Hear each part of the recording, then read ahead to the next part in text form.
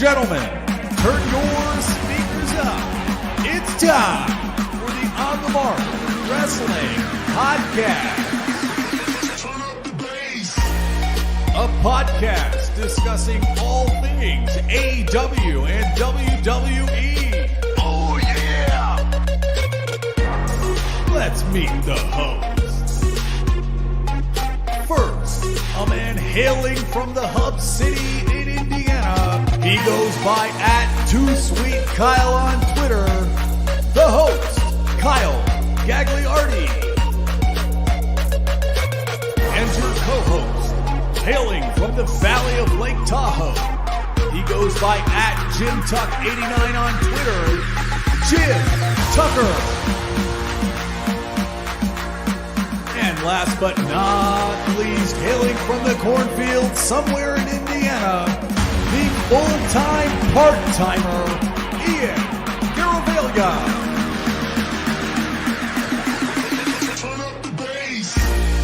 Be sure to follow us on Twitter, TikTok, and Instagram @PodOnTheMark.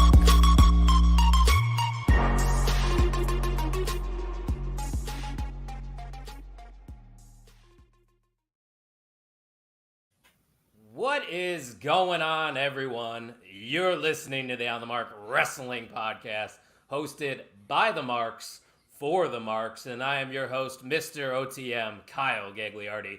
And my co-host this evening is not my good friend Ian Garavaglia. It is not my great friend Jim Tucker.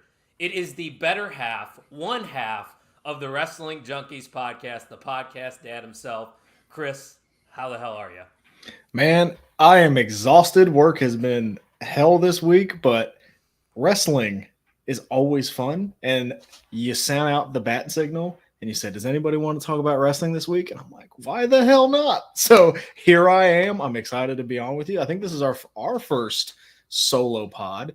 Eric has a life, so he's out partying. And then I don't know where my son is, just out probably disappointing me. And then Tuck is a fellow father, so I understand that. Yeah, Tuck's a very busy man. Not only did he just have a newborn, he's coaching varsity baseball, so he's got his hands full for sure. Ian, I know his excuse. He didn't watch any of the King or Queen of the Ring matches. He didn't watch Raw. He didn't watch NXT. He didn't watch AEW. So what is your son really going to provide us? I got to talk to that boy. I don't understand. You host a wrestling show, man. Come on, watch it, at least one. Like, even I don't watch all of them, but I at least check out the highlights. I mean, you have two kids too. Ian doesn't have kids. I did. Yeah, I don't know what again. I got to talk to my son. We got to figure that out.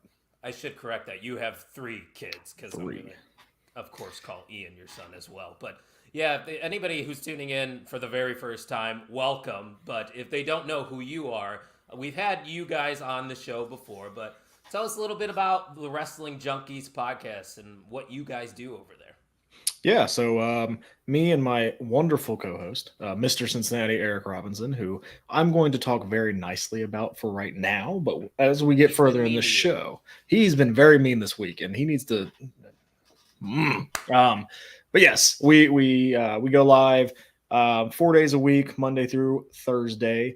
We are at 6:30 on Eastern Standard Time. That's why they have it as the Standard Time, sir. And that's fine. It's not, but it's not standard. Sure. 6:30 Monday, Tuesday, 8:30 on Wednesday, and then 6:30 on Thursday. And then towards the end of the week on Fridays, we usually drop a couple interviews that we have with independent wrestlers. We are very big in the independent wrestling world. Go support your local independent wrestling. That is how this thing keeps going. And yeah, we have fun. We try to stay positive, kind of like the OTM. We're looking for positivity in the wrestling world because, as you sent in the group chat today, there's not a lot of that out there, and it sucks because we need more of that. The thing is, too, I try to mute the right people, not follow negativity, but you still find a way for someone to quote tweet it, and that's my issue is don't give these guys the satisfaction and just acknowledge their shitty takes, But it's hard to when it's that bad. And I know some people probably know what we're talking about. at least with today on X, the sky blue stuff, absolutely asinine. It's gross. Don't be a creep. That's all it is. Don't be a creep. That's hard for wrestling fans. A lot of people. And before we get started here, I'm gonna throw out a challenge. Last week I think there was a little bit of chicanery in the On the Mark title or championship, the MVM title, yeah. Whatever the hell you guys call it.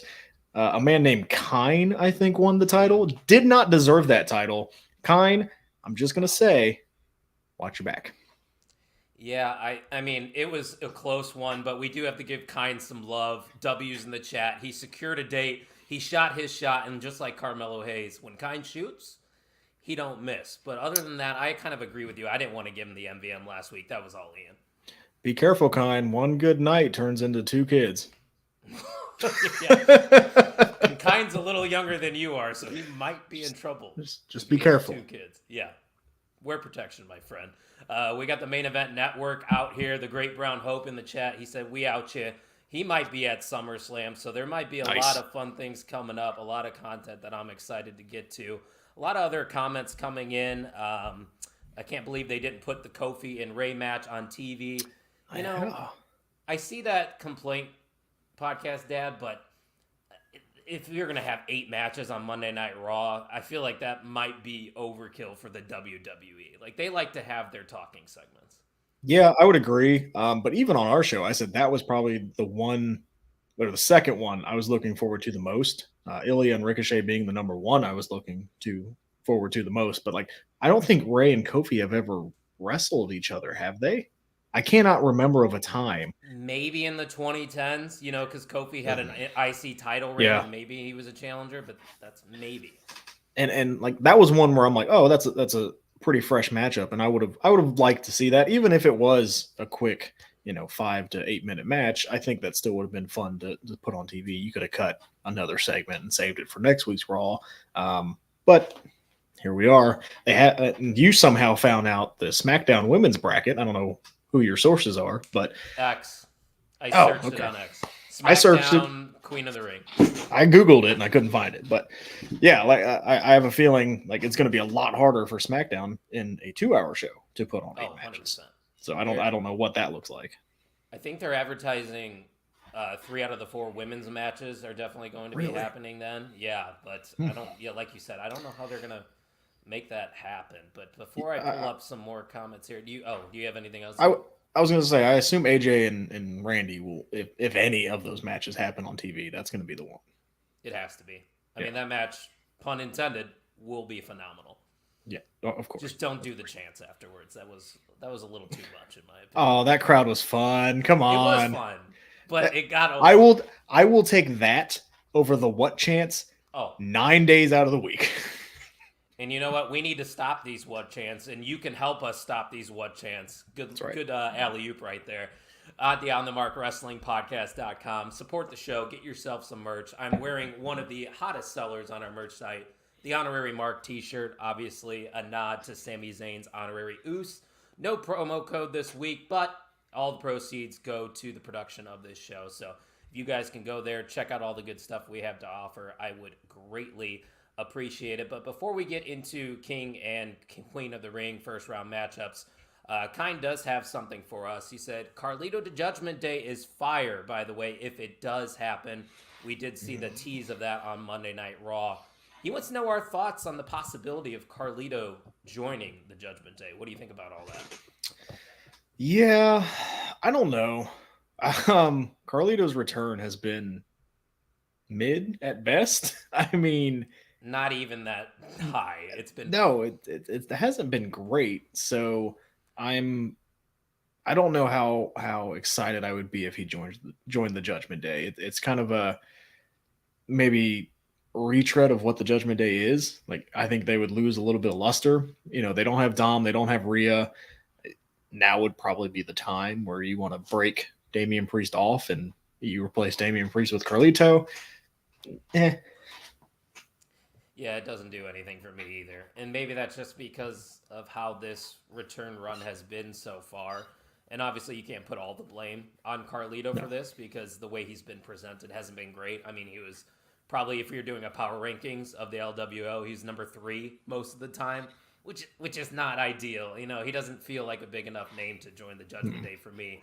Like you said, I feel like the writing's on the wall. They're setting up that Damian Priest, and maybe it is a face run for him. It seems like it could be. Yeah, I think so. And I think they're, I don't want to say hot-shotting it, but I think it's coming a little quicker than we expected it to, because Judgment Day members are dropping like flies, and they probably want to get this done before somebody else gets hurt. God forbid somebody else gets hurt, but Rhea's out, Dom's out. If Finn goes out, then it's JD and Damian, and that's not going to do anything. No, that doesn't move the needle at all. But I am interested to see where Finn Balor goes from here, since we know he ended up losing his first round matchup against Jey Uso, who ended up replacing Drew McIntyre, who wasn't medically cleared to participate. And the people who are watching OTM might not know your thoughts on main event Jey Uso. But how did you feel about, first off, him taking the spot for Drew McIntyre? I thought it was, a fair replacement. But getting the win over Finn Balor, it seemed to upset a lot of people on the internet. But like I always say, it's not always about the wins and the losses. It's about the story they're trying to tell. Yeah, I think people were upset because we were robbed of Finn Balor versus Ilya Dragunov in the second round, which would have been amazing. Give it time. I'm sure it'll happen someday. And I don't know if a Jey Uso Ilya match moves the needle as much, to borrow a term from you. Yes, I really like Jey Uso. I do. He is way over with the crowd, and that's really hard to do. But his matches are just very formulaic. Like it is the same match every match. And something I'll ask Eric on our show is, what's your favorite Jey Uso match? Can you name it? I tell you what, it's not. It's not versus Jimmy Uso at WrestleMania 40. Exactly. He had the opportunity to kind of solidify himself as a big-time player, and I'm wearing the Tribal Combat shirt from SummerSlam. That match wasn't very good either. Didn't like it. So his two biggest matches, and I say that minus the Hell in a Cell that he had with Roman way back in 2020, That's a classic. which was very, very good, but more of the storytelling. And if you look at the factors in each of his matches, it's, man, I really liked his match with Roman Reigns. I really liked his match with Gunther. Like, yeah, you like those guys in that match. Did you really notice Jey Uso in the match, or was it just them carrying that match? And the best part of his main event run so far has been winning the tag titles with Cody Rhodes. Yeah. So, and that was a 2-week reign. Yeah, and I don't want to say this was a failed experiment, but because he is so over with the crowd, like that France, moment that he had was awesome. The moment at SummerSlam was awesome with the entire crowd doing it. Yeah. But you can do that with the Usos together. And the Usos, in my opinion, are the greatest tag team in WWE history. I'll acknowledge that. Put them back together. Let's get this bloodline storyline going again, because they are better together than they are apart. I mean, you're making fair points. I'm enjoying the main event Jey Uso singles run so far, but like you said, and it's a fair point, the matches haven't been spectacular, but at the same time, I don't think they always need to be, just because of how over he is. I think the storytelling within the bloodline, him being a part with, Sami Uso and all that, Sami Zayn. I mean, he kind of was Sami Uso for a little bit, but, I'm a fan of Jey Uso. I'm not mad that he lost, but it seems like our comment section was as well, because Kind's saying this was a miss for him. Finn should have won. Shame they made mid-card Jey Uso bury Finn. And that's the word I think that gets overused too much in the IWC, is burying, because there is a larger story at play here. You don't see it quite yet, but I think this is all eventually leading to Finn Balor challenging Damian Priest for that World Heavyweight title. I don't know if you agree there, but that's where I see Finn going after this. I think he's going to be just fine. I'm going to agree with you, and I think it happens at SummerSlam. And if you remember last year, Finn Balor was also in the match for the world title at SummerSlam. So that he's getting world title shots. Like, it's not like he's losing. I mean, he's losing a lot, but it's not like kind of what you said, the wins and losses kind of mattered. he's still on TV all the time. He just signed a new contract. He is an important player to that company, and they're going to use him well. Yes, is it great right now? Probably not, but Jey Uso is probably going to go to the final of this tournament. You think? Well, and the Raw portion. Okay, that's fair. So the semifinals overall, gotcha. Yes, I would assume him and Gunther are going to face off, because I don't think they do Ilya and Gunther right away. I think you want to keep that match special and not do it on a Raw. That's just my opinion. What we're getting to, I really do. But they adjusted the brackets. I don't know if you saw that. Originally, what we had was it would be Ilya and Gunther in the second round, but when Drew got hurt, they shuffled all the brackets. So you still don't think there's a chance that they could end up getting to the semifinals? Is that too much too soon for an Ilya Dragunov? I don't know if it's too much too soon, but I think you want to hold that match off for a PLE. I think that's a big time match, and you want to build that a little bit more because the story is there with their NXT UK history. Guys, if you want to see some good matches, go watch that, because those were amazing. But phenomenal. See, you're just like France. You use that word too much. That was fun. That was fun. I actually, and one of the things I agreed with Kine on X, shout out to you, Kine. I'm still coming for you. But I think Bash it at Berlin, I think that crowd is going to be insane. And that is where for me, oh, you're making me small. That is what I would think you go with the Ilya Gunther match and try to see what happens there. Because I think that crowd would just amplify that showdown so much more. Yeah, I don't know much about the German wrestling scene, but from what I've heard is that they are a rambunctious group. So, yeah, I wouldn't be surprised if it's a similar vibe to what we saw in Leon. But, nonetheless, Jey Uso is moving on here in the King of the Ring tournament. I think Finn Balor is going to be just fine. And I love the Great Brown Hope's comment. He goes, I haven't seen anyone get buried for a while. And I think that's a fair point. Ever since Triple H took over, I don't think really anybody has been, quote unquote, buried within the company. Which is shocking because he always had the shovel. That's true, right? That's a good point. Fair enough. Let's move on to some other matches here that happened on Monday Night Raw. This one for the Queen of the Ring. Io Sky defeated Natalya in a match that absolutely exceeded my expectations. I've gone on record on this show many a time saying I'm not a fan of Natalya, but I can't deny that what she's been doing recently these past couple years has been phenomenal. I mean, I'm using that word a lot. Fantastic. We're going to say fantastic this time because she really is elevating talent, and Io Sky is one of those talents on the WWE roster that every single time she goes out there, she delivers. I think the right person went over here. It was a great match, like I said. I'm curious to see what you thought about this one. Yeah, it was a great match. I'm the same way about Natty. She's a great wrestler. She is. She has never had a character that would be interesting to me at all. She was farting for a while, and that was great. I don't know if you were watching at that time, but that was yeah. Well, sorry, and you stuck around. Wow, good for you. Good for you. Missed a show since 2011, my friend. That's awesome. Yeah, like that gimmick didn't work. The dungeon gimmick is kind of overplayed. Like I get it, she's related to the Hearts. She's never just had that character for me where it makes me care. But wrestling wise, she's very good. She will be a very good trainer when she decides to hang it up. I think her and TJ are going to knock it out down at the PC and training everybody to make them great. But yes, Io should have won. Io did win.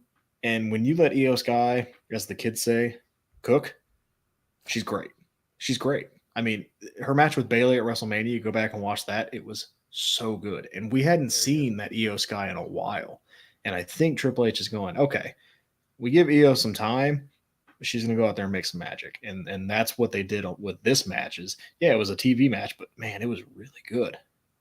Oh yeah, 100%. And I think the issue was with the beginning part of her title reign and her beginning stint on the main rosters. We didn't, or at least the main roster fans didn't really know who Io Sky truly was. Us that watch NXT every single week, we knew about Io Sky and what she brought to the table. So I think as a whole, it was just everybody getting acclimated to what Io Sky brought to the table. And now we are starting to see, like you said, they are letting her cook. Just let her do her thing, because everything that she does is effortless. And then you have her in a match with Natalya, who, like the great Brown Hope said, she is the self-proclaimed BOAT, but she also made Lola look good on NXT Battleground, which, by the way, I love Lola Vice. I think she's great, but it's hard to deny that Natalya is probably the reason that matchup was so good on NXT. Yeah, I mean, Natalya, and you go back in the day, is what you call a good hand. She can make everybody look good because she's very good. But yeah, like this was probably the best women's match we saw. I'd probably put this as like the number 2 match we saw on the night. But yeah, I would say number 2. Oh, I'm assuming you're putting Ilya and Ricochet number 1. Yes. Okay, so Gunther and Sheamus was not. It was good. It was good. It was very good. But we've seen that matchup a couple times. And not to say that it was bad, but it's fun to see Io really go in there and do what she does best. Kind of like you said, back in the NXT days. I mean, go back and watch some of that old black and gold NXT stuff. Like, Io is awesome. What was it? NXT In Your House, where she jumped off the actual house on stage and did the Charlotte and Rhea. Yeah. Oh man, those are some good days in NXT. I know the pandemic era wasn't great, obviously, for a lot of reasons, but they really did make chicken salad out of chicken shit there. Yeah, they did. And then they made it NXT 2.0. And that 1 year, right? That's basically what it was. Well, the stink is still there. We're getting away from it. Tony D'Angelo? Well, I'm more talking about the and I know we're talking about King of the Ring, but the Trick Williams segment, I hated that. You did with the metaphor. Oh my god, I hated it, dude. Okay, I didn't like it, but I am curious on why you hated it. Because we had this great moment with Trick Williams at Stand and Deliver. Beat Mello, came out, looked like $1 million. The crowd reacted amazing to him, looked like a star. And then he had a, cage match against Mello, and again came out on top, looked like a star. Then he beat Ilya Dragunov. For the NXT title right now on the planet, in the world. Yeah. And now he's in a Maury storyline with the Metaphor. It's kind of the come down after the high. You have to have a first challenger. It kind of reminds me of Swerve and Christian Cage, their situation, because Swerve doesn't look great right now, in my opinion. Yeah. It's not the best. I think the Noam Dar Trick match will be good because Noam Dar is another great wrestler. Mm-hmm. But the story behind this, I hate it.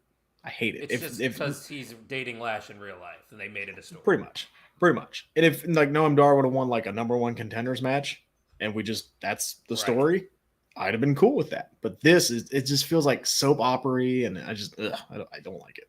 That's a fair take. And Cage My IQ is kind of saying what we're saying. They tried to use a real life situation to give reason to book Trick versus Noam. It could have been done better. I absolutely agree. But he brought up another good point, going back to Io, that Io interestingly used interference to win, and when Dakota wrestled, no one was ringside, and that's something I noticed too. So I'm going to put a pin in that comment because we are going to get to that match eventually. Yeah. But there are a few other comments rolling in. Eric Douglas, don't get me wrong, Noam Dar is a good wrestler, but I just don't get the question you're asking. Why Noam Dar? But my lazy answer, it's got to be someone, because they're not going to beat Trick.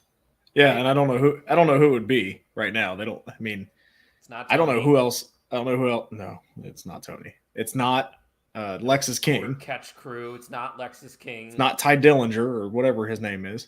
Sean Spears, yeah. Dijak's not there anymore. So. Nope. They needed somebody. Yeah, it's going to be Oba soon. Just I'm waiting for that. I think that's SummerSlam weekend. We might get that one. I was going to say, it feels like they're setting up potentially a triple threat with Briggs, or maybe it's a fatal 4-way. Sorry, Oba, Ivar, Briggs, and Wesley. Or maybe they do some kind of other iteration with that match, and that's how you get the title off Oba. because obviously he doesn't get it pinned to win, and then he can go after Trick. I think that's the way to do it. Hey, give you the pencil. What are we doing here? You start writing NXT all the time because I'll put Charlotte Flair at the top all the time. Yeah. Okay. Well, I mean, Like what's the difference? That's what it is now. She's my goat. Tino asks who could Trick face next. I think he's assuming that he would beat Noam Dar. I think Obafemi's our answer, right? So I'm gonna throw one out there, and don't hate me. Why not throw Karrion Kross in there? Eric agrees with you in the comment section. Yeah, yeah. I don't hate it. Why not?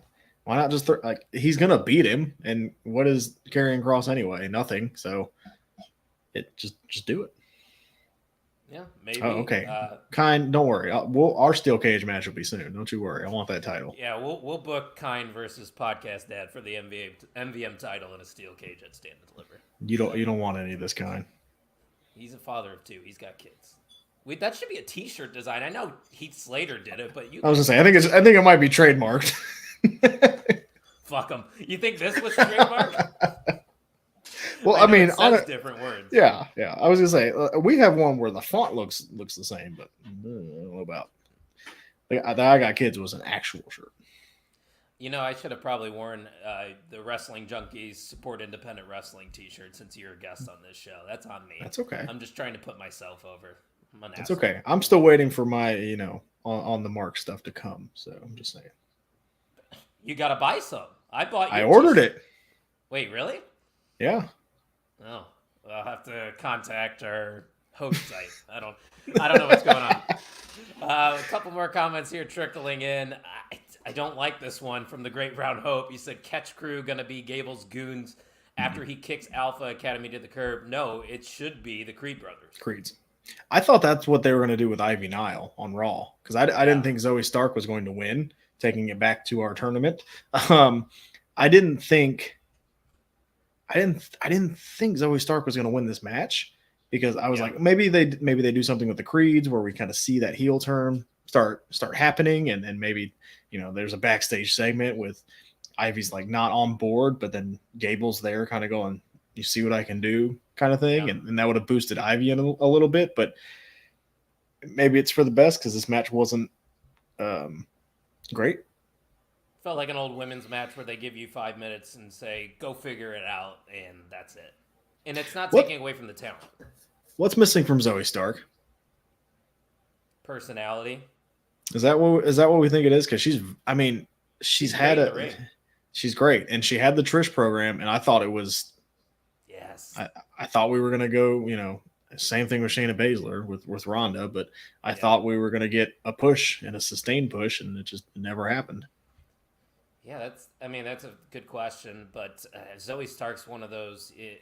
Like you said, I didn't even think about that until you brought it up. She was so hot after that Trish feud. She could have been a prime candidate for Miss Money in the Bank going into this summer, but she kind of just got stuck by Shayna's side doing tag matches, wearing a jersey to the ring and hitting a cool finisher, and that's about it. There needs to be more substance to the Zoe Stark character. Ivy Nile, on the other hand, her losing, I don't think this hurts her one bit because to me, she's just kind of a member of the Creed brothers. And that's not a bad thing because she looks impressive. But other than that, I can't see her being queen of the ring or let alone holding a world title anytime soon. No, and how many times did Michael Cole say bulldog on commentary and within a 5-minute span? That was, whew. As much as he talked about the cold weather in Philadelphia. We know it was cold. Which, by the way, I am not appreciating your hat. I just realized that. Are you talking about the team with the best record in baseball right now? So here's a little fun story that you probably didn't know. I attended game 1 of the wild card round with the Phillies and the Cardinals. What a game. Where we were up 2-0, I believe, going into the 9th inning. And Ryan Helsley came in. We're totally going off wrestling topics here, though. And I had to sit there all depressed in the outfield after I traveled, called off work. And then, not only did I get put on the local news, they interviewed me for a spot, 30 seconds, I'll send it to you. I got bed bugs at the hotel. So your Phillies are my least favorite team right now, just because of that. luck was on the side that year. They went all the way to the World Series. They did lose to the cheating Astros, but the Cardinals, they'll get there. No, I'm not used to losing, and I'm sorry for all this baseball talk, guys. You're just going to have to deal with it because it's my show and we can do what we want. That's but fair. I've only seen one losing season in my entire life, and that was last year. I'm going to see another one this year, and I'm not happy. I do not feel bad for you at all because I've been a Phillies fan for a while, and there was a 10-year gap where the Phillies didn't make the playoffs. So that's tough. The year that they beat the Cardinals was the first year they were in the playoffs in 10 years, and then they go all the way to the World Series, and then they lose. So I don't ever talk to me about disappointing because then the Eagles went to the Super Bowl the same year and lost. Shh. You guys got one. All right, you got one. I don't One. They just that's what being a Philly fan is. They just tease you. Trust the process. The process has failed. That process did not work. Absolutely. No. I think what's that T on your hat stand for? That's the Liberty Bell. That's the Liberty Bells. Nope. Yeah. He's not American, so he doesn't know what that is. That's okay. That's okay. You want me to turn it around? Here. There you go. Phillies. There you go. It says Phillies on the back. Or I can go get one of my other many Phillies hats. I don't like wearing hats backwards, though. You must be like me. I have probably 40 hats on hand. They're all like sports related. Yep. I have the same bunch of Phillies hats and a bunch of minor league baseball. Oh, minor league baseball hats are great. But that's a topic for another show. Let's go to Eric's question here in the chat. He has a random question about the draft. Had Cora not been injured, could you have seen her getting the call up and getting drafted to Raw or SmackDown? I'll let you take this one. No, because I think she would have been NXT Women's Champion. Yeah. I think we would have seen Roxanne called up. 100%. Yep. I agree. I think Roxanne took Roxanne took Cora's spot, and that's all that stuff. I don't have anything to add because I agree 100%. Kyne's also asking, is Philly the cheese place? No, that is Wisconsin. That is my Green Bay Packers. We are the cheese heads, not the cheese men. And I am a cheese head that doesn't even like cheese. So there you go. I am an owner, by the way. I am an owner. We might have found a new nickname. The Cheese Man. Mr. Cheese Man. I love that. I don't even eat cheese. That's your new name, Mr. Cheese Man. It's an oxymoron, I guess. Yeah, well, so's winning baseball in St. Louis. We have 11 championships. I don't understand. But speaking of championships, we know Ilya Dragunov is going to win plenty on the main roster. And he started his momentum on Monday Night Raw by defeating Ricochet in one of the better matches that we have seen this month. Granted, we're only a week in, but nonetheless, it's still true because Ilya and Ricochet put on a show here, Chris. Really not much I could say about the in-ring stuff. You got to go watch it to see it. But I think Ilya winning was the right call. And a little tidbit that came out of this, I don't know if you saw it. I think it was just posted on Ricochet's Twitter. He started to say, I don't give a shit anymore. So maybe we get a heel Ricochet out of all this. But as a whole, Ilya versus Ricochet, talk to me about that one. Ricochet should be pissed. As the reigning, defending, undisputed speed champion, to lose a match on Raw, I'd be pissed too. I mean, he didn't even come out with the title. Yeah, I don't understand that. I don't took understand. the picture with Triple H too, the pointy picture. Yep. Like, why wouldn't you market that a little bit better? Besides the point. I also saw that Ricochet lost the match because it was over 3 minutes. Again, besides the point. That's a good one. Ilya winning. Yeah. I mean, Ilya's going to be a star. I mean, they are very high on Ilya, and you can tell just the way they were booking him in NXT, and now the way they have already introduced him to the main roster, even bringing him in before the draft to go, hey, look, here's Ilya Dragunov. Look what he can do. And now Vignettes are good. He's on. I mean, go look at the man work out. It is crazy. He's terrifying. One of the most intense people I've ever seen in wrestling. It is scary. And I would not want to face him in the ring ever. But he is one of the best finishers in wrestling right now, that H-bomb. Yeah. That thing looks nasty. Every time he hits it, it looks like he is just putting full force forearm straight to your face. Yeah. And I don't know how he protects people with it, but it looks amazing. This match was good. I'm hoping Ricochet get something out of this, whether it is a heel turn, because he is so talented. I mean, go back to that Logan Paul spot. That was amazing. Go back to the match at SummerSlam where they had a really good match. Ricochet needs, we talked about it with Zoe Stark. Like, Ricochet doesn't have any type of personality trait that's like, wow, he's just very A. Yeah, like right now he's like if you built a wrestler in 2024 in a lab, it would be Ricochet, right? The high flyer that can do crazy things, but just has no personality trait that goes, man, I want to make sure that when this guy's on television, I'm going to watch him. A heel turn could be something like really, really fun. I would think with Triple H in charge, maybe we get like a manager involved, because Ricochet's promos are not great. Mr. Stone's available. He tweeted out that he's still alive. I would love to see Stone on the main roster. He's been around. Yeah, I would love to see managers come back, because I think it adds to the presentation, and to a Ricochet that would be a lot of fun. I don't know what a heel Ricochet like in-ring style looks like. Like, I don't know if he's going to do as much as the high flying stuff, but yeah, I mean, I'm excited for that, but I'm more excited for Ilya, because that guy's, I mean, that's their next Gunther. I mean, I could see him getting the mid-card title and just going on a very long run with it as well. Yeah, 100%. And I think if I were to just summarize Ilya Dragunov into one word, it would just be real.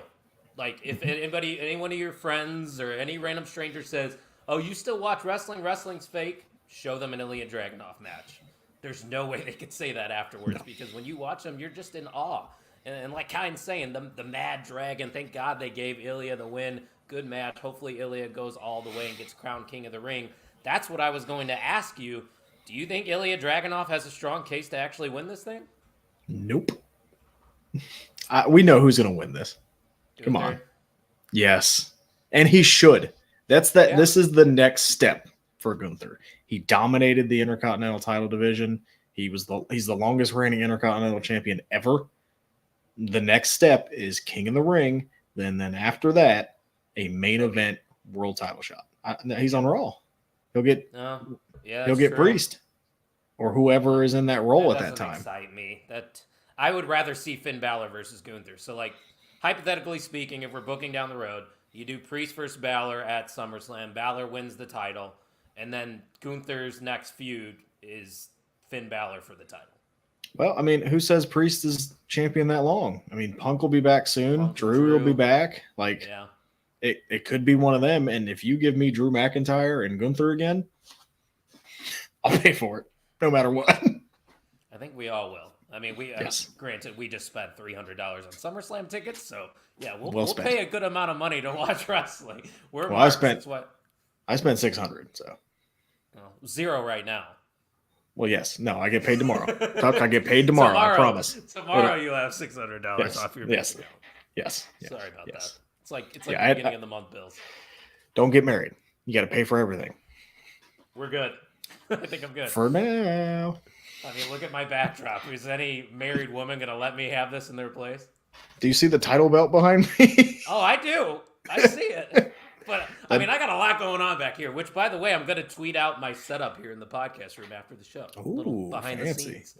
Also, shout out to the IC title. That looks splendid. Let me bring it closer. That is. Look at her shine. Listen to this. Here's your ASMR for the day. That's fantastic. One of the greatest. Yes, one of the greatest titles ever. My favorite. Mine's back there. Big Gold. Mm. I know that discussion on the Wrestling Junkies podcast. Yeah, if you want to hear Eric claim that the new Big Gold is better than that one, come listen to us and listen to how wrong he is. At Junkies Pod on all the socials is where you can check them out. Cage My IQ says it would be cool to have Dragunov versus Mello in the finals, but it won't happen. You're right, it probably won't happen. It probably won't. Yes, it would be cool, but also it'd probably be a little too soon for me. Because then they just go at it in NXT. I don't need to see for a while. Yeah. They had like did they have 3 matches? They had a trilogy, right? They did have a trilogy. Yep. Dragon House had 2 trilogies with Trick and with Mello. Yeah. So yeah, they have time. Both of those guys are young too, so there's time. See, I don't think we're gonna get Ilya and Gunther. I think it's gonna be Jey Uso and Gunther. I'm with Kine. But who's Jey gonna You think Jay's gonna lose to Ilya? Somebody can interfere and cost Jay the match. Who? I don't know. Bloodline. As of right, I think that's too soon. I want them to keep away from Jey Uso because of the thing that happened at Backlash with, all of them going past Jey Uso, Jay just kind of looking, and then you see Paul Heyman with that look of help me, please help me. Yeah. But it's going to keep building until Jay's going to go, all right, I got to go do something. Jay was already traded once. This is true. So why not get traded back? And I think I said it on your guys' podcast this week. Paul Heyman is my MVP of the Bloodline story. Just an integral piece of this story who has always been there. There's been pieces that take some time off. We're seeing injuries now to Jimmy Uso. Roman Reigns is on vacation. Yep. And we're introducing new characters. But the one constant is Paul Heyman. And that's why he's a Hall of Famer. Oh, 100%. I also, I think like you, did not know that was Camacho. Yeah. I saw the tweet and I was like, idea. Yeah, you're right. that was crazy. I'm like, that is they fooled me. They fooled me. I didn't know he played Camacho. Oh, really? I knew that. I knew that. I didn't even know that. I just didn't recognize. I wasn't putting 2 and 2 together at the point because I think I was so shocked it wasn't Jacob Fatu. Oh, he's coming. He's coming. He is. I would be more interested to see Jacob Fatu head to the face side of the bloodline. But then again, I think there's an argument that the heel side needs him on the microphone because he can cut a good promo. And I think we're going to get, for the bloodline Civil War games, I think it'll be the Solo, the Guerrillas of Destiny, and Jacob Fatu versus Roman, the Usos. And I think it's going to be Sami Zayn. Sammy. Yeah. Get that like when it was peak bloodline and it was the top and it was everything was clicking. That's your OG bloodline. Yeah. And apparently the Great Brown Hope was on the case right away. He knew it. He said Camacho's back. It's like when Sean Spears returned. We're like, Ty Dillinger's back. And they're like, nope. His name's Sean Spears now. Yeah. And then the crowd went mild. I don't know what they're doing with him, honestly. If he's there just to elevate talent and teach them, because I know he's got a school with Breeze, that's fine with me. But this character's not interesting. No, I don't get why wouldn't he come back as Ty Dillinger? We could go an hour on that. We're going on a lot of tangents. We might have to have a Sunday night main event mixer. Just saying. Don't threaten me with a good time. Yeah. So keep your eyes peeled at main event _net. We might do a show this Sunday because I'll be dog sitting. I'm going over to my parents. My parents are going on vacation, so I'm staying at the old crib. I got the whole house to myself. Unfortunately, the pool's not open yet. It's not warm enough for that, but just me and the dog for a week at the old Rent's house. Nice. Were you in the pool discussion earlier on the Wrestling Junkies podcast? I was in the bath discussion about how baths are stupid. The podcast dad doesn't do pools because I can take a bath at my house. Yeah, that's fair. I mean, the pool's just a giant. I grew up with one. It is, but I grew up with a pool, so I love him. Apparently, he's producing matches in NXT, Sean Spears, so that makes sense. I also saw that Pete Dunne's doing that too. He's producing matches for SmackDown. Yeah, good for him. Which is, that's awesome. I hope it's not a sign that he's retiring soon because I fucking love Pete Dunne. No, it might. I mean, it might just be, hey, look, what else can I do? After I can do stuff, and Triple H likes his NXT guy, so it might be, hey, if you can do this, I can sign you later. Oh, Jason Jordan, man! Oh, American Alpha, those were good times. I was there when they won the SmackDown Gold in Chicago.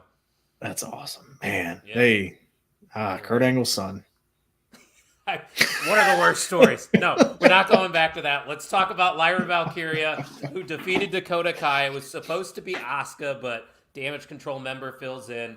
I know Dakota lost, but the highlight for me in this match was that stomp that she gave Lyra Valkyria. That was something special. Yeah, Dakota's underrated. I kind of want to see her get out of damage control and do something different. I think she could do a lot. Again, we're gonna say it again. Go back to watch NXT. Watch her stuff with Raquel like that. Those were really good matches. Lyra getting the win makes sense. I think, yes. As we said for Ilya, I think they have a lot going with Lyra. I think she's going to be a star in that division. I mean, she went out there, rubbed elbows with Becky Lynch. I mean, yeah. If that's not a vote of confidence, I don't know what is. I'm worried she gets lost in the shuffle because she Really? doesn't have that eccentric character that like jumps off the page. She's a bird. To me personally. Yeah, that doesn't do anything for me. It's like, name another bird. In the mountains with her wings. I'm like, what are we doing here? This ain't the Met Gala. Name another bird on the roster. You can't. Sets her apart.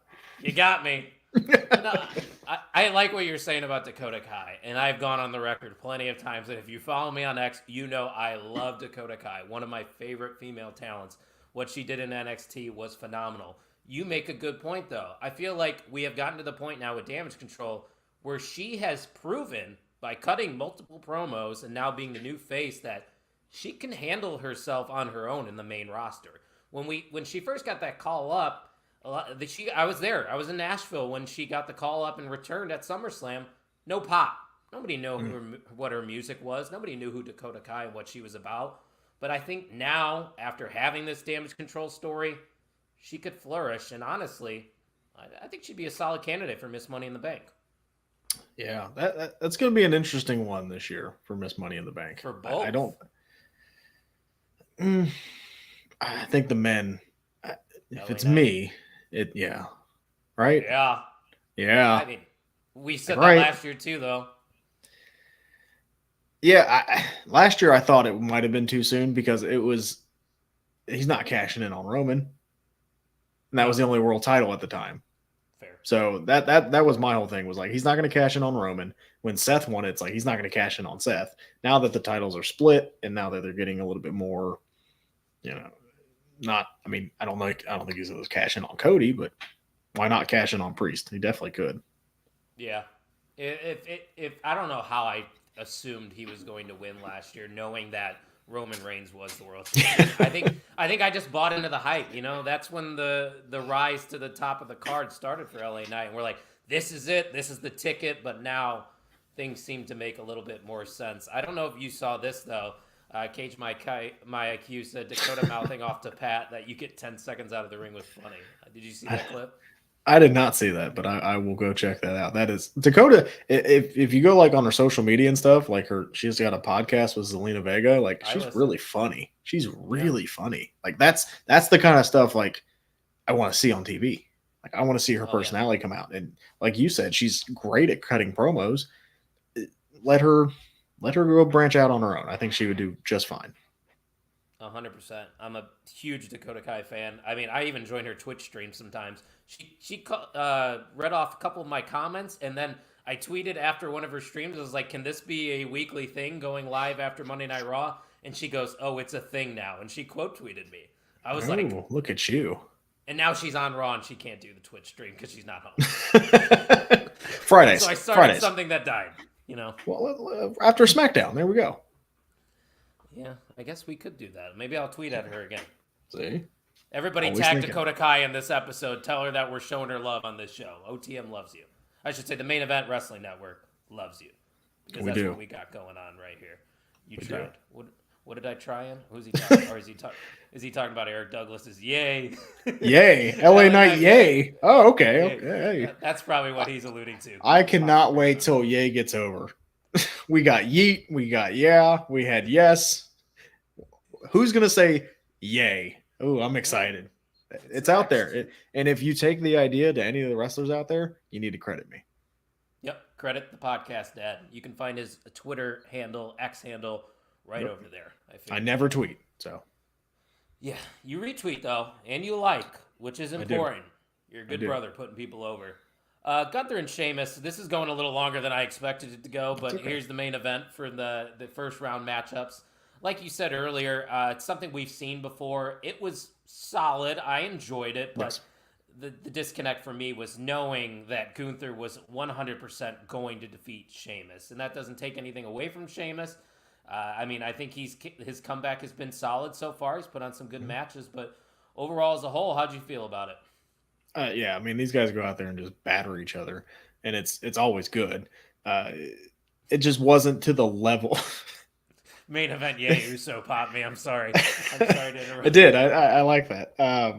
It just, for me, it wasn't to the level of their Clash at the Castle, or it wasn't to the level of even their SmackDown match. It seemed like it was like shorter on time than the matches they've had in the past. It was 15 minutes. I'm hoping one day, and I don't know if it'll be anytime soon, and I'm hoping it's before he retires, that Sheamus gets that win over Gunther, because like he's lost 4 times to Gunther. Like it's like at least 3. Like let's let him get that win and let him have that moment, and that could be something big in the future. But yeah, like Gunther's gonna win the King of the Ring. Come on, what are we doing here? Like you can want Ilya minus 500. It's probably minus 5,000. Like Look that up. If anybody is going to win this, like it's easily him. Like even when you look at the SmackDown side, like yeah, there's some names there, but you know, it's come on, what are we doing? Like he's going to win. He deserves to win. This again, that's that next level. Do we have odds? Fits his character perfectly. Is there odds? No, I couldn't find any. No. But if we're putting OTM bookie odds, we're gonna say minus 5,000. Minus 5,000. And us saying that the match was not great is not saying it was bad, people. We enjoyed it. It was a good. I thought Raw was a great show because it was wrestling forward. It kind of gave me AEW vibes in a way where it's just like, hey, let's put 2 talented individuals in the ring. Go do your thing. But that's a tournament for you.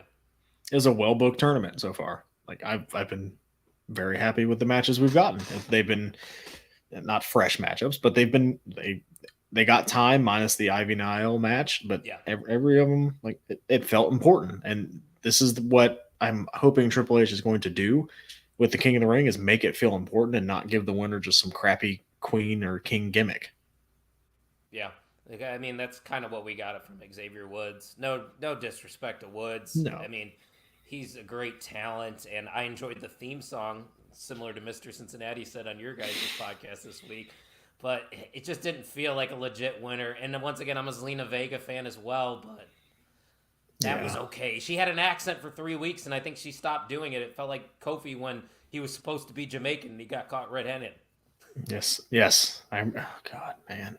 Wrestling was so weird. But it's the best. I got a problem. Actually, I got a question. Aren't you supposed to be Jamaican? And then his face like, oh. Cody in the back was like, he was about to break character. If you don't know what we're talking about, YouTube that. Aren't you supposed to be Jamaican? Triple H, Kofi Kingston. It's worth a watch for sure. Yes. Great Brown Hope said Seth can't beat Cody, Kevin can't beat Roman, and Sheamus can't beat Gunther. Poetry. Yeah. That's fair. Eric said I did not know Tama Tonga might have a ring to it. For King? Oh, yeah. King Tama Tonga. King. Yeah. I mean, his dad was King Haku, so. Oh, was he? I didn't know that. Yep. So that was, you want to go back, way back, go look in the 90s. Go see King Haku. That guy was scary. Scary. But I think that on the SmackDown side, I think that's how LA Knight gets into this bloodline feud. That makes sense. Because they would be the second round matchup. Yeah, and I think Tama Tonga is definitely going to have a good showing in this tournament. Mm-hmm. You know, he has to, I feel like, at this point. He's only had one match. Granted, it was a great tag match, which, by the way, I know we didn't talk any Backlash. I thought it was a really good show. I mean, the crowd obviously was the highlight, but we got good matches from top to bottom, and one of those was, in my opinion, at least the best match being Cody Rhodes defeating AJ Styles in the main event. You could argue the women's match as well, but now that we know that Cody Rhodes has successfully retained his title, the question is, what is next for him? Because you look up and down that SmackDown roster, a lot of the top names are kind of preoccupied in other feuds right now. Like, the first name that comes to my mind is Randy Orton, but how do we get there is the question. I think Randy Orton SummerSlam. I think there's so much to that story with Cody and Randy that you save that for a while. I'm gonna throw a name out, and stay with me. Why not like a Santos Escobar? I don't hate that. I like Santos Escobar, and Yeah. he's not involved with the LWO feud anymore. No, and he's in the King of the Ring tournament, and he's wrestling LA Knight, which I don't think he's going to beat LA Knight. They could also run it back with AJ. Just hey, here's a rematch. But like we obviously have to get Cody to SummerSlam, and he wants to defend the title. Like you also have the opportunity, and I think he's on SmackDown to turn like an Andrade heel. He is on SmackDown. Yeah, it's the first name that popped up when I went to SmackDown. Yeah, like you could also turn. Like we know Andrade can wrestle, and we know Selena Vega's on Raw. Damn it. But no, Selena's on Smack. No, she's on Raw. Yeah, she's on Raw. She got drafted with the LWO. I'll take your word for it because I'm not seeing her on SmackDown. I mean, if you want, I can name off some names here on SmackDown. Yeah, shoot. Tommaso Ciampa, he's in a tag team. So yeah, probably not. Tongaloa and Tama Tonga are preoccupied. I think eventually we'll get a solo Cody program. Solo. Nakamura, they already did. Yeah, I don't want that. Randy Orton and Santos, we just talked about, but Santos might be the more realistic option. A name that is interesting is a guy that's only defended his title 2 times, and maybe that's a direction you can go for SummerSlam as well, is Logan Paul. Yeah. I mean, that it's there. Plus, Cody's Cody's a prime athlete too, so like you could play that story too. They're gonna have some time. They got some. Oh no, I don't want Carlito. What did I tell you about Carlito? Well, that was his last option. He said. What did I tell you about Carlito? Cody versus Santos, Cody versus Orton, Cody versus AJ2, and then we're gonna disregard his last comment. Yeah, no. Great Brown Hope, I know, is a big fan of Santos Escobar. He writes about it on the Main Event Wrestling blog, so definitely go check out those blogs. But he says Cody's versus Santos would fill a whole month.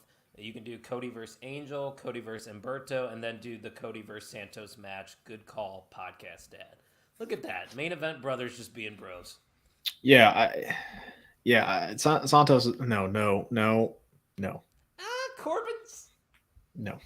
He's a guy. It's good heat. He's a guy. So when I looked at that bracket and I saw Corbin, I sighed. Is that bad? If anything, like give us the Wolf Dogs back. Like at least have them go at it on the main roster. But now Braun's on Raw and he's not even in the tournament. I know there was a comment earlier. Why is he not in the tournament? But that could be something because if on Raw he said let's go have a conversation. And I will point to a comment way long ago. It was, weren't there supposed to be some trades? Yeah. That's a trade candidate for sure. Yeah. I don't know. You also have Bobby Lashley on SmackDown. Injured. He's in the King of the Ring tournament. No, he just announced. Is he out? He's out. Nick Aldis, another injury, had to remove Bobby Lashley from the tournament. I don't know what's real and what's kayfabe right now, to be honest with you. Because they could just be using this for storyline purposes, not wanting to have these guys lose matches. Okay, well, yeah. I'm looking as well. Carmelo Hayes. Yeah, maybe. Kevin Owens. Kind of doing bloodline stuff. Yeah, but I mean, Cody's not going to lose the title anytime soon. Kind said Ilya and Braun, they're both on Raw, so that's not going to happen. Both on Raw. Get traded. Yeah. The one I will say is, and I know, and I think it was last week. It's been a couple hours since last week, but there is a guy in a tag team right now. Turn him heel, and the man's a star. Montez Ford. What are we doing? You don't know how much we've been preaching this for the past 3 years. Tuck is a day one Street Profit guy. He wears Street Profit merch to shows. He's been clamoring for this forever, as am yes. I. We're in agreement with you. Yes, and that would be a great match. Montez Ford has it, and I don't know why they haven't pulled the trigger on it yet. This is the most Great Brown Hope comment I've ever seen. I know he likes to buck the trend of the popular pick. He said Dawkins greater than Ford. And don't get me wrong, Angelo Dawkins is talented. I enjoy his work, but Montez Ford is a star. There's a difference here. You're talking about a star and just a wrestler. There's a reason why Angelo Dawkins wasn't doing anything in NXT before Montez Ford got there. Just saying. He was there for a while too. Like, wasn't he one of the first NXT signings? Yes, he was there for a very long time before he was doing anything. And when Montez Ford got there, guess what happened? And Dawkins is from Cincinnati, so I love Dawkins, and I want Dawkins to do the same thing. I think Dawkins' ceiling is probably mid-card. I think Montez's ceiling is star. He could easily be a world champion if you build him up right. Mm-hmm. Yeah, 100%. But I don't know if they're ever going to do it. Like, how have they not done it already? Is what I'm asking. And you have the power couple aspect. You have him and Bianca. Like, it's right there. It's literally right there.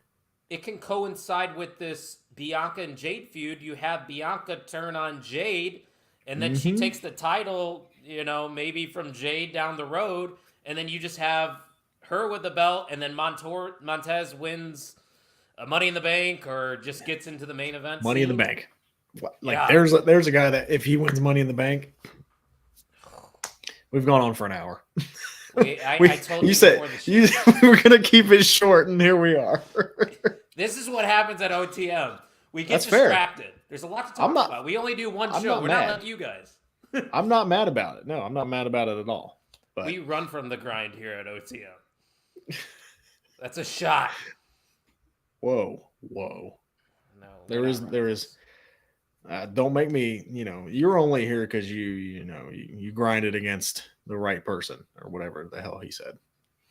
Right. Here we go. Let's get to it. End of the show. Finally, I know you've all been waiting for this. The MVM title once again on the line here for episode 194. Unfortunately, my co-host cannot win it since he is co-hosting the show. But honestly, Chris, we had a pretty even matchup in the comments section. A lot of quality comments were coming in.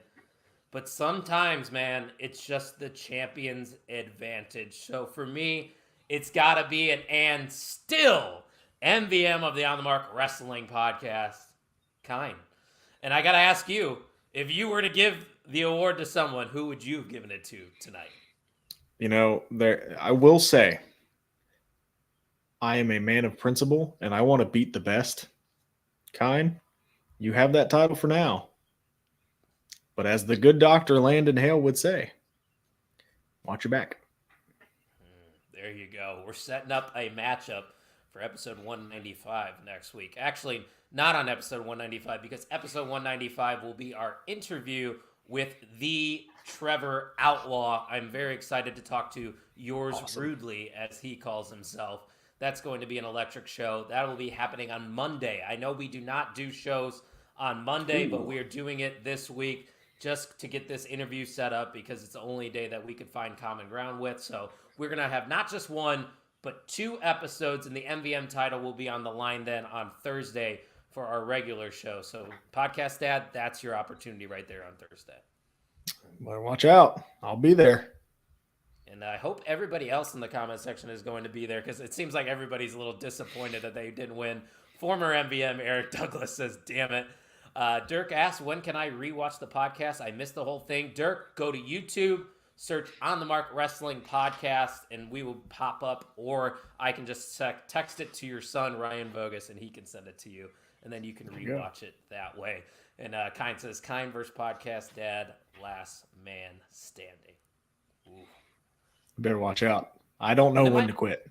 It might be a triple threat, too, because apparently the Great Brown Hope, who I almost gave the Great Brown Hope the title. I'm breaking the fourth wall. You know what it was? It was that Carlito comment. If you wouldn't have said that, you would have won. Didn't Kind make the Carlito comment, too? I don't remember. It's been a long week. This guy, hey, go Phillies. To my right, he did his own podcast tonight, also put the kids to bed, and then he stuck with me for an hour. So, that's sir, great. I appreciate you joining me. You got any final remarks, though, before we sign off? Yeah, go enjoy wrestling. It's so much fun. It's a great community with the good people in it. Ignore the bad people. Ignore I'm gonna curse on the show. Ignore the bullshit. For Junkies Pod, please come check us out. We have a lot of fun. Check out tomorrow. We will be dropping 2 interviews with Kaya McKinney or McKenna, sorry, and Rudy Garza. Those 2 will be dropping tomorrow. One trade, Kaya trained at Black and Brave, and then Rudy trained at Booker T School. So a lot of fun stories with that. Just go check us out, and we're having fun, and we'd like to take everybody along with the Main Event Wrestling Network journey and just positivity. That's all we want. Yes, sir. This is what it's all about. When you were talking about just listen to the good people, right there, down below, and that logo you see behind me and behind us, OTM, the Junkies Podcast, and every single contributor to the Main Event Wrestling Network at Main Event _net on all the socials. And also, the Main Event Wrestling Network and the Junkies Podcast is sponsoring Wrestlers Lab's Oh My Glob show happening August 26th. I cannot wait to watch that one. So if you live in the New Jersey area, get your tickets. They are very affordable. I know Speedball Mike Bailey, that's a name a lot of people know. He is on the card, but there is other talent that you may not have heard of that are definitely worth the watch. So follow them at Wrestlers Lab for more information on that show. And we will talk to you guys next time. Thank you for listening to the On the Mark Wrestling Podcast.